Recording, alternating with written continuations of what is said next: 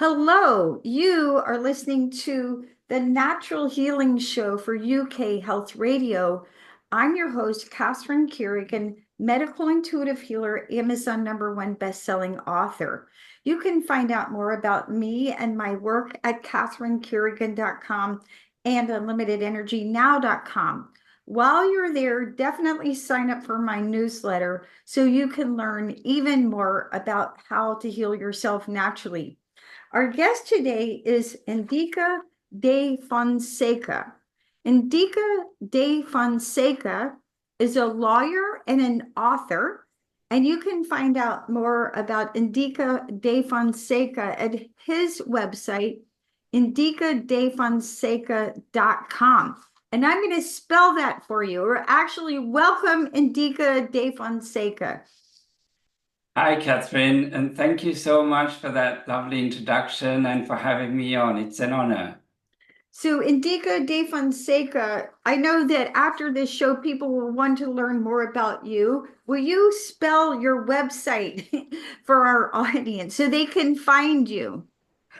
Yeah, sorry, I realized my name is such a mouthful. So here goes. So it's Indica, that's I for India, N for no, oh, sorry, it's like India, except without an IA, it ends with KA, Indika. And my surname is in two parts. It's DE, Delta Echo. And the second part is Fonseca, that's Foxtrot, Oscar, November, Sierra, Echo, Kilo, Alpha. Thank you. Now, Indika De Fonseca, I found a wonderful article that you wrote explaining the field. And those of us in natural healing who do any form of energy healing, whether it's Reiki or unity field healing or touch for health or acupressure, we're all working in the field. Can you explain for our audience what exactly is the field? Thank you, Catherine. I'd be delighted to. So the field, as I've come to understand it, is primarily divine consciousness, and it's the primary reality, the underlying reality from which our own reality springs forth. I should say that I'm approaching this more from a philosophical and spiritual perspective. And if we look to philosophy, with Hermetic philosophy, we have the first Hermetic principle, which says the all is mental. So it's saying all of creation is really mind. And even spiritual traditions, like the Hindu faith, talk of the concept of Brahmin, which says it's the formless from which all forms originate. And I think I should clarify, when people think of the term consciousness, they might think, oh, it's just awareness. But really, this is divine consciousness we're talking about. So it's a bit different. Just like if I use the word ocean, primarily I mean a large body of water, but then you understand it includes minerals, the waves, the tides, the currents, all the creatures. Just like that, when we talk of the field as being divine consciousness, we're talking about information, intelligence, awareness, matter, all beings, and all the sort of thoughts and desires, emotions generated by all of these beings. So it's like this vast container, yet at the same time, the container that holds everything, but at the same time, it's the contents, and it's the creator, the creations, and the perceiver. So it's a lot of things at once. Great explanation. I'm so happy that you're here explaining this really big concept for us. Now, Indika De Fonseca, can you explain the implication of the field that we can read information contained in it? Yeah, right. So we have to first understand who we are, and in relation to the field, then it becomes a lot clearer. So just like a wave rising out of the ocean is differentiated enough that we can say, oh, that's a wave or that wave. At the same time, it's still the ocean and it's connected to all of the ocean. So just like that, we are primarily consciousness. We're spiritual beings, and we are differentiated aspects of that one consciousness, like a wave arising from the ocean. So at all times, we are connected to everything. The field, we are the field, and we are in the field. And so we are connected through the field to everything else. And if you also look at it from a spiritual point of view, um, we are a lot more than this physical body and this ego mind. The greater part of us is spirit. And in that sense, we are a lot more powerful than we might believe we are. So we have all these abilities, but if we're identified with the body and the ego mind, and we're very conditioned to think of ourselves as small and, limited, then we voluntarily give up a lot of our power. But people like you, I so appreciate, because you're showing us, you're the living embodiment of consciousness that says, hey, I might be in this body and I might have that ego mind, but I'm a lot more. And honestly, so many of us do interact with the field. I mean, we can't help it. But we do read information. We don't call it that. We talk about a gut instinct, a hunch. We talk about women's intuition, mother's intuition. We talk about telepathy, especially between twins. So unconsciously and rather undeliberately, the majority of us do it. But like you have shown us, we can be far more deliberate. And I'd like to just touch on a few things I've come across that might be of interest to your listeners. So there were some studies done on intuition. Uh, it was first the Institute of Noetic Sciences, which was founded by the astronaut Edgar Mitchell. And this study was then replicated by the Heart Math Institute in California. And the study involved showing participants certain images that were designed to elicit a strong reaction or response. And what they found was that the participants' bodies were registering the response a few seconds before they even saw the picture. So they would be shown, for example, a picture of a little baby or a little bunny, which makes you go like, oh, so cute. And then all of a sudden there'll be a snake poised to attack with its fangs showing, and you go, ugh. But each reaction registered ahead of time before they saw the picture. And they found that the heart actually registered a response before the brain even did.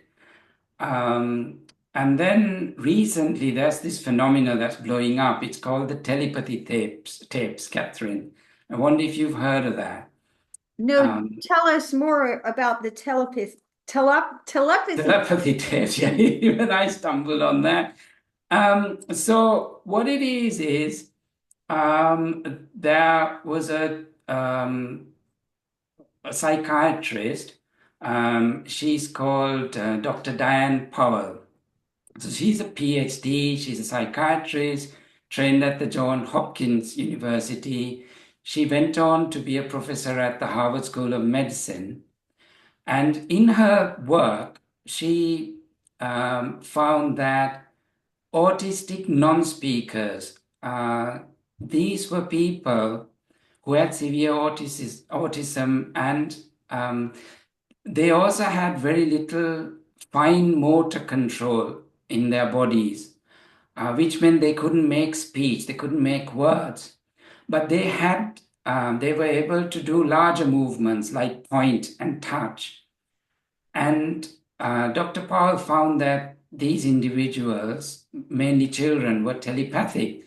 They could read the minds of their parents, caregivers, and teachers.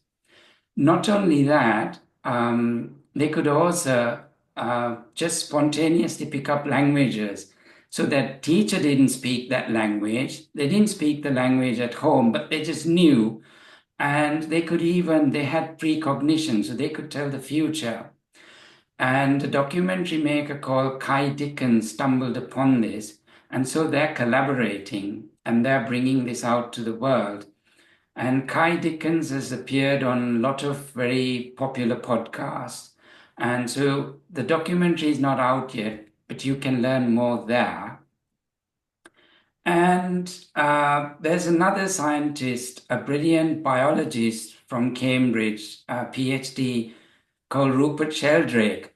And he's done some amazing work on morphogenic fields and morphic resonance, which we'll get into if we can. But he did some studies on the sense of being stared at, how people knew when they were being stared at. And he also did some work on dogs who know when their owners are coming home. Yes. And that was fascinating because they did everything they can to confuse the dogs, change the times, the routines. Like the owner would have to drive to some place, pick up an envelope, and the envelope would say where the next detour was. But still, when they started their final leg of the journey, the dog knew.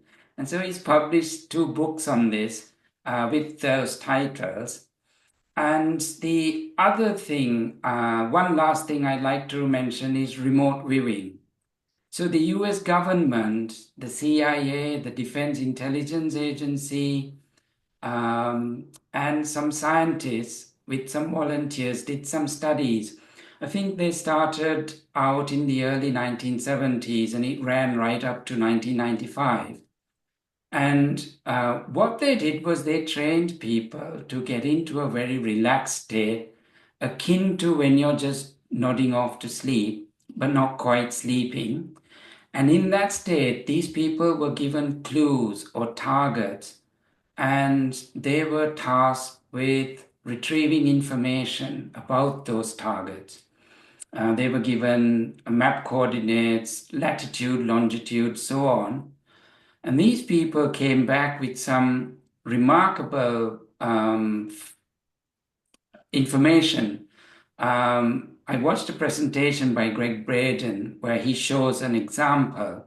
So these people were given some map coordinates, I think it was, and they came back with a sketch of a frame, an angular frame on 4 sets of wheels, 2 on each side.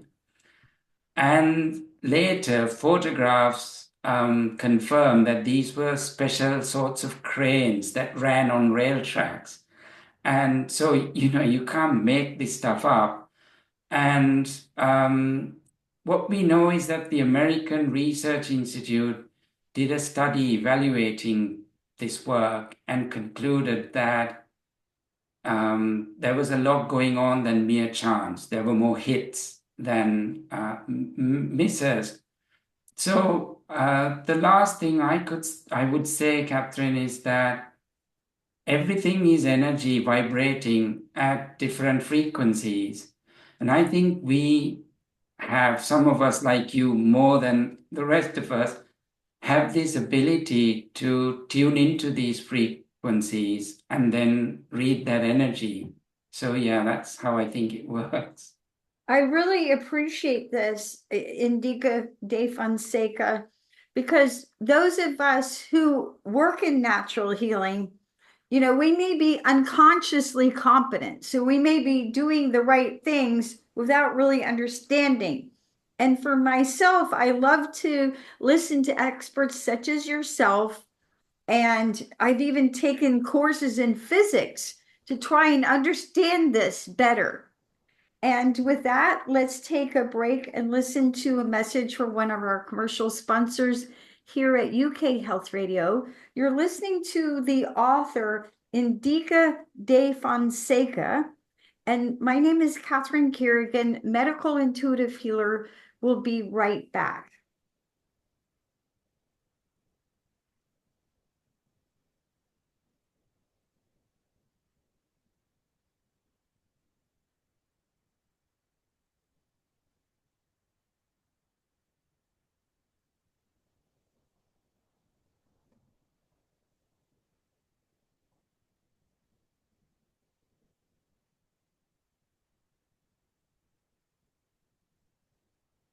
Indika De Fonseca, you are an author who's written about the field. What does science say about the field? Right. Catherine, so we said that, well, I said that the field was mainly, I see it as divine consciousness. Now, subjects such as the divine are not things that science will readily embrace, at least not at this point.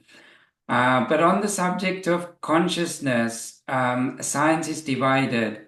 There are some scientists who believe that the physical world, what we can hear, smell, see, touch, taste, is all there is. And they say that consciousness is merely the result of our brain's activity. So consciousness arises from the physical. And so no brain, no consciousness. But there is a minority of scientists who are open to the idea that consciousness can exist independently of matter. And an even smaller subset of these scientists are ready to believe that consciousness could be at the heart of our reality. And I'd like to share some three quotations from three scientists, if I may, Please. that can sort of trace where we're at, in terms of science. So the first is a quotation from Max Planck, and he was regarded as the founding father of quantum physics. Interestingly, he's also the winner of the Nobel Prize for Physics in 1918. And he said, all matter originates and exists only by virtue of a force which brings the particle of an atom to vibration and holds this most minute solar system of the atom together. But this is the really interesting part. He says, we must assume behind this force the existence of a conscious and intelligent mind. This mind is the matrix of all matter. So a very telling quote from a very enlightened scientist, I would say. And next is a quote from Nassim Haramein. Nassim is very much active now, and he is somebody who's trying to bring us a, a, the a concept of a unified field, so a field of everything, which I think scientists have been trying for decades. He's a bit of a maverick, so he's definitely one to watch. He thinks outside the box. And he says, at the foundation of all matter is a blueprint of interconnectedness, where everything in the universe is a manifestation of a single underlying field of energy. So again, he directly references the field, which I love. And the last quotation is from Federico Fagin.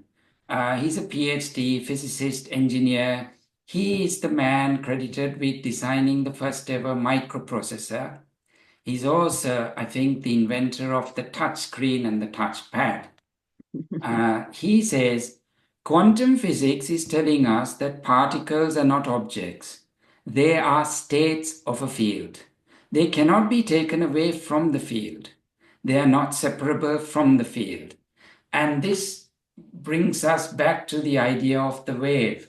It's different, yes, but you can't separate the wave from the ocean.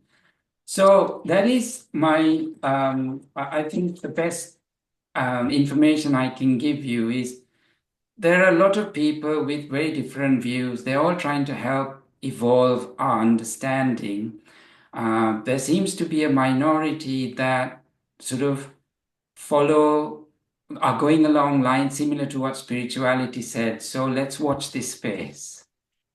So, Indika De Fonseka, I really appreciate your sincere efforts to explain this to the rest of us. And I have to say, as a person who makes my living working in the field, from time to time, I make an effort to wrap my mind around this. I remember there was some quote, I can't remember, someone else said, this was a quote from a quantum physicist, and he said, if you think you understand quantum physics, you're wrong. That's right. It, I think I used that quote. I'm really sorry it escapes me who said that, but yeah. yes, you, He said, if you, sorry, yeah, it just alluded to the point that it's stuff that shatters paradigms. exactly. Yeah.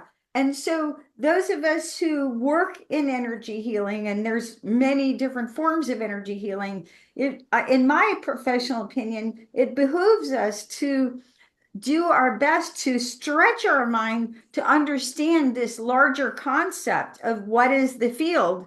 But at the same time, we can do our best to understand it and have frameworks of understanding it. And yet at the end of the day, we're like, what? But I Yes. love your explanation of the ocean and the waves. And I remember years ago, one of my meditation teachers talked about that analogy of the ocean and the waves. And that when we go along and you think I'm a wave, and then when you start meditating, you're like, no, I'm actually the ocean. So it is definitely a bigger concept. Now, Indika De Fonseca, and you're doing a beautiful job of explaining something very complicated.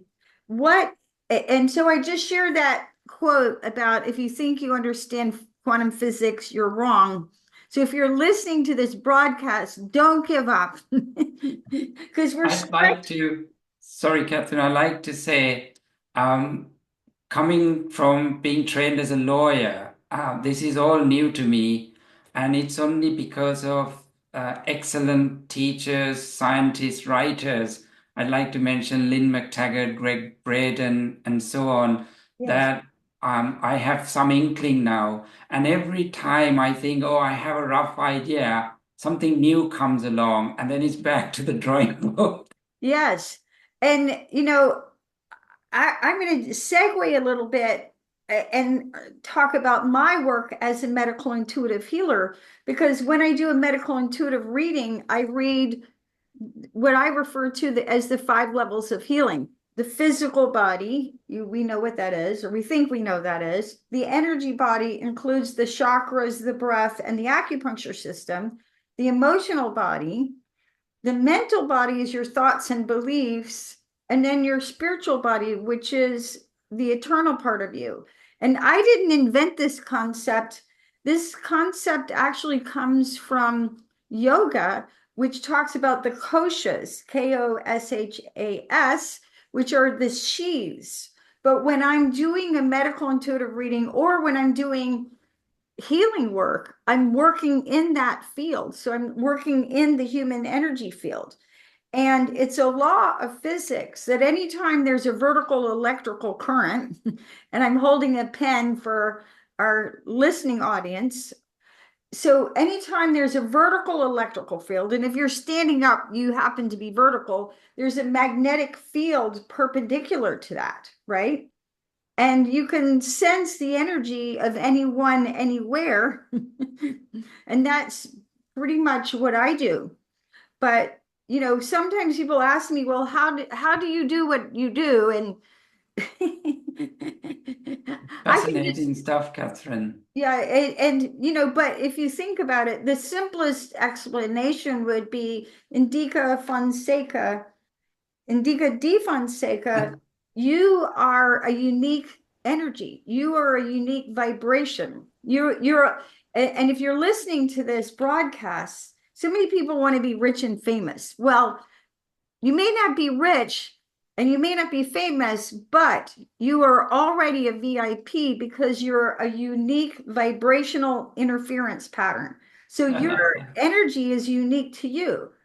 So when I do a medical intuitive reading, or if I'm doing distant healing, I literally tune into you and your unique energy. And I mean, I do distant healing all the time, and it's frankly even amazing to me, what I can read in your field, right? And your field is, visible and, readable from anytime, anywhere. Now, Indika De Fonseka, what is the 0 point field that quantum physics physicists talk about? Right, thanks, Catherine. That's a tricky one for me. How I've come to understand it is that it's the vacuum or empty space that remains when you take away all matter, all particles. And for that reason, it's also called the quantum vacuum. Now, the interesting thing about the 0 point field is that although there aren't any particles in it, it's still not empty. In fact, it's been described as an ocean of energy where waves of energy randomly pop in and out of existence. And some scientists even think that these waves, that we could harness them to draw unlimited energy. But what I gather is it's very theoretical, conceptual at the moment. There is a notion of a 0 point field or a quantum vacuum, but they're working on it. Yes. One of the things, Indica De Fonseca, that I talk to my clients about is that there is no such thing as a vacuum in the universe. A vacuum does not exist. And to pull this back to you, the listening audience, sometimes in life we can feel hopeless, or we can feel alone, or we can feel lost. But the truth is, you're actually never alone. And for myself, a lot of times, like I was doing an energy healing recently with a client in another country, and I literally saw their guardian angel standing right behind them. And even if you think you're alone, you're not. And we know, yes, there's other people and so on. But because of the field and your personal connection to the divine consciousness of all there is, you always have whatever you need, even if it's only a phone number, like, or a website. Like, I'm going to go to Indika De Fonseca web.com and read more and open my mind, right? So we're connected all the time to everything that we need. And one way to get out of our existential loneliness and our existential hopelessness is to realize that you are actually connected all the time to this divine consciousness. And then as you tap in, whether it's through prayer, whether it's through meditation, whether it's, calling out to your angels and say, I give up, help me, show me the way, letting go, letting God, that you can be divinely led to all that leads to your highest good. So, Indika De Fonseca, what is quantum spookiness? Right. Quantum spookiness is a phrase coined, I believe, by Albert Einstein, and it refers to processes such as, or phenomena, that's a better word, such as quantum entanglement, where what happens is with quantum entanglement, two particles can become linked. Say, for example, if you split a larger particle into two, or you cause two particles to collide, now they become entangled, they're linked through all time and space. And the interesting thing about that is they found that when you affect one particle through something, even something like measuring, you automatically affect the other one. And this happens even if it's miles and miles and miles away. And that's the thing and it happens at a speed faster than light. So Einstein couldn't understand this. He didn't like it because I think his theory of relativity, the sort of the speed that was allowed in there was the speed of light. And here we had things happening faster than that. So he referred to it as spooky action at a distance. Yeah, spooky action at a distance. Yeah, so, and I would say that anyone who does distant healing is definitely doing spooky action at a distance. And recently, I've been practicing a kind of energy healing called unity field healing. I've done it with people in Los Angeles, in Canada, in the UK, and Spain. And I can read their energy in real time, and they can feel what I'm doing in real time. And like they'll literally feel it as I'm doing this, right? And as I practice energy healing, what I'm aware of is how powerful our thoughts are. And, Absolutely. once years ago, decades ago, someone said to me, and I like concepts that are simple because it's like, okay, I get that. Thoughts are things, right?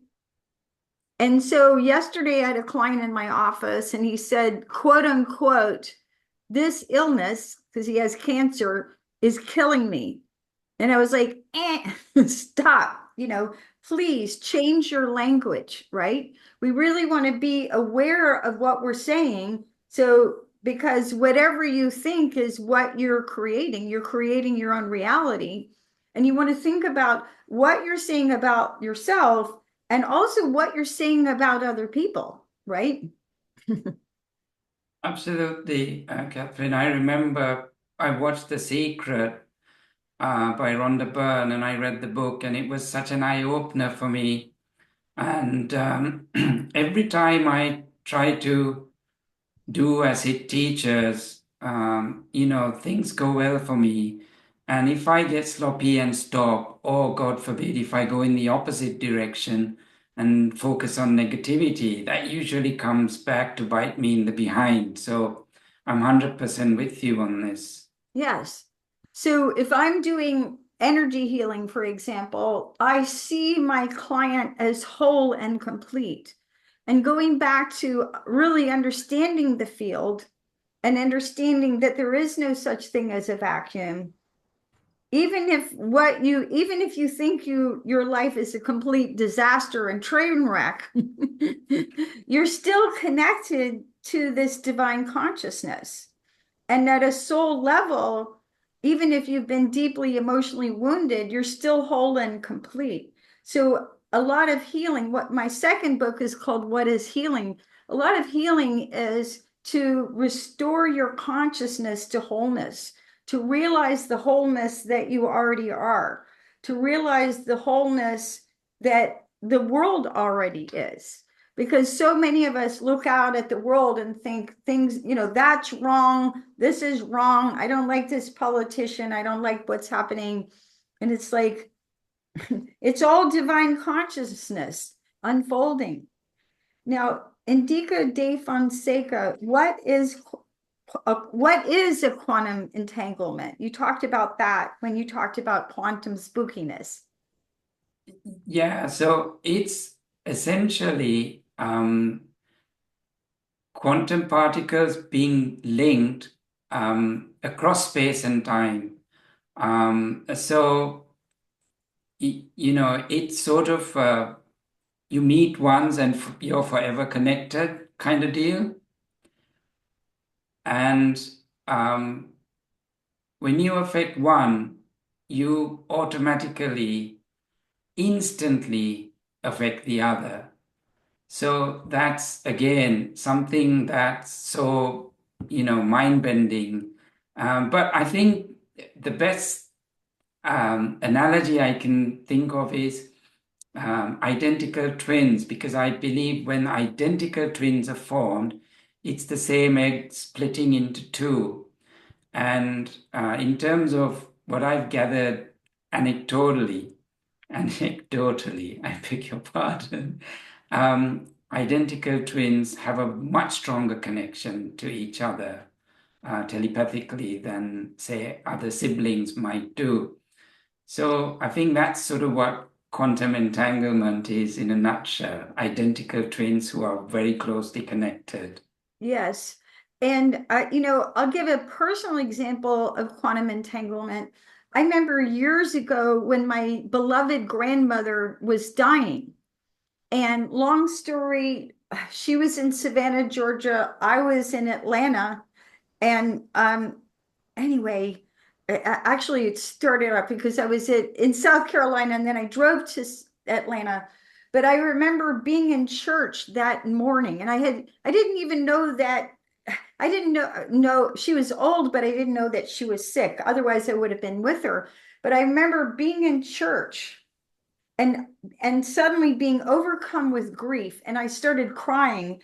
And by crying, it wasn't just a little tear, there was literally water on the floor from me crying. I was crying that much. I was just severely overcome with grief. And uh, so then I drove back to Atlanta, so it took me about 5 hours to drive back, and I just was in severe grief, again, not knowing why. And then when I got there, I found out my grandmother had passed away, and I heard her voice speaking to me. And I literally wrote down what she was saying. And one of the things she said was, she said, "I love you more than life itself." Gosh. And so I do believe that when we love people very deeply, that is one way that us ordinary humans experience quantum entanglement. Absolutely, Catherine. If I may, I'd like to quickly share a personal story of my own. So, Yeah. I'm the youngest of four siblings, and one of my older brothers, he was in the army in Sri Lanka, where we had a terrible civil war for about 30 years. And unfortunately, he passed away in 1991 while on active duty. And, you go through a process of grieving, it's really hard. And then you think, I'm okay. But once in a while, a wave hits you and it's like nothing changed. And so I've had dreams of him often, but in each dream, two things happen. One is I realize it's a dream. But before that, I have this panic that, oh my gosh, he's here. I have to stop him from returning to the battlefront because I know he's going to pass. But one night, I had a completely different dream.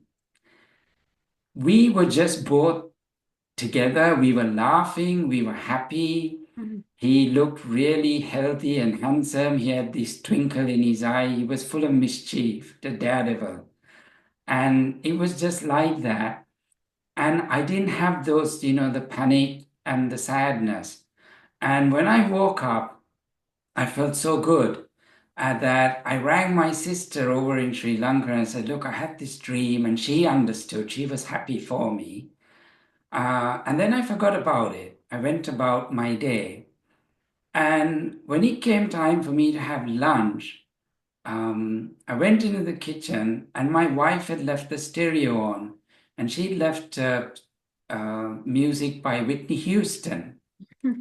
Now, it's a funny thing because my brother loved her album Whitney. When Mm, he came home from the military academy, we had a copy in the house. He'd be playing it over and over and over. mm, So I'm listening, and all of a sudden, this weird feeling came over me.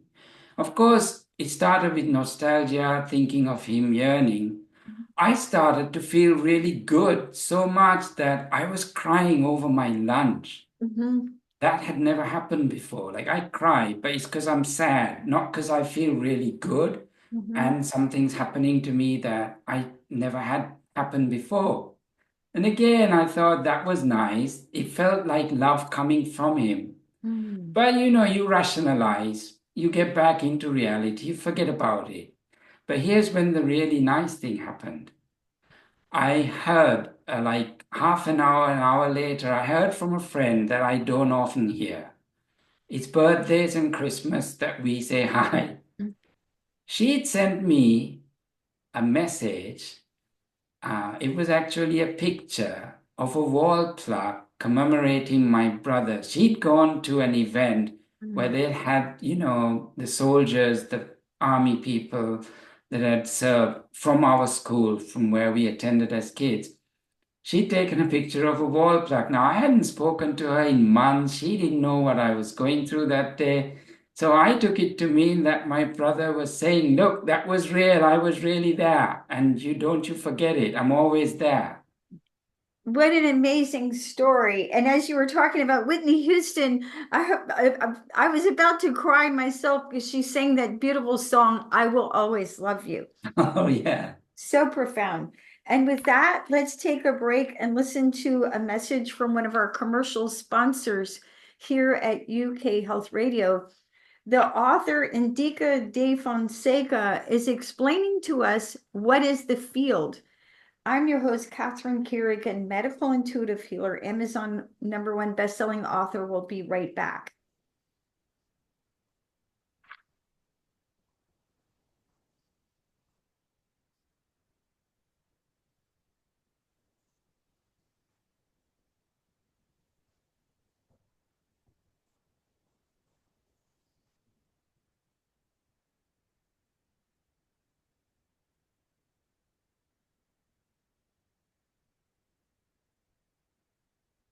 Indica De Fonseca, what is non-locality and what are the implications of non-locality for people such as myself, a medical intuitive healer who can read the minds and bodies of other people in faraway places? Do explain. Sure.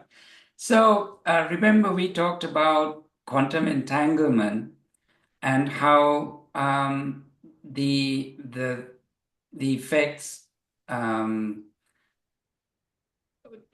that one quantum particle would show was also shown by the other across space and time instantaneously. Now, normally we'd expect things that are local to each other, close to each other, to affect each other. We could say there's electromagnetic radiation, we could say heat, or even physical pressure. We're used to that. There is some obvious physical connection, a link. But with quantum entanglement, the effects are non-local. There's no obvious connection. They're not close to each other. They could be thousands of miles. And still, there would be an effect. When you do something to one, the other one automatically reacts. And there is no time lag to account for distance. So say I do something to a particle in Sydney, that very instant, they've used atomic clocks to time this in recent times. That very instant in New York, the other particles kicking off, showing the exact same reaction. So it's non-local. There is no accounting for space or for time that would elapse because of space. For medical intuitives such as yourself, the implication is that, yeah, quantum entanglement and non-locality tell us why you can do what you're able to do.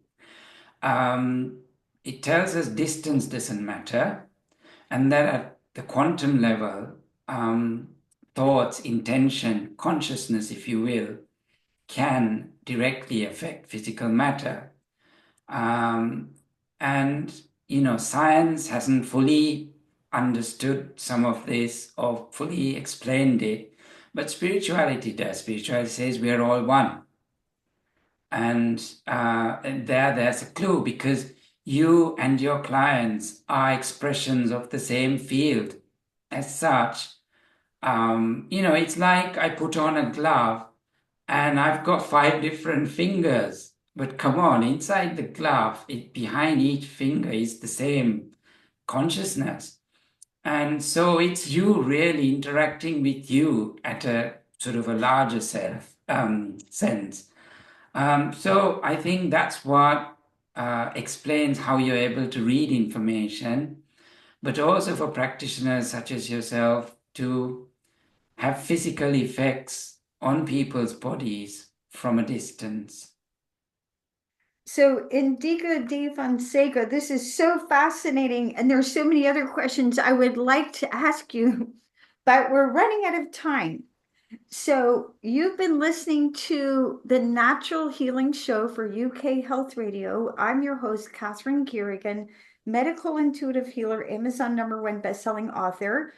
Indika De Fonseka is an author, and you can find out about Indika De Fonseka and his wonderful work at indikadefonseka.com. And so you can go there and read about his wonderful work. You can find out about me at catherinecarrigan.com and unlimitedenergynow.com. Thank you so much for listening. And remember, natural healing works with the concepts of quantum physics. And today we've been listening to Indika De Fonseka do a great job of explaining them to us. So remember, there is no time, and that love transcends all space and time. And it's the quality of unconditional love that I feel is at the basis of all natural healing. Thank you so much for listening, and we'll see you next time.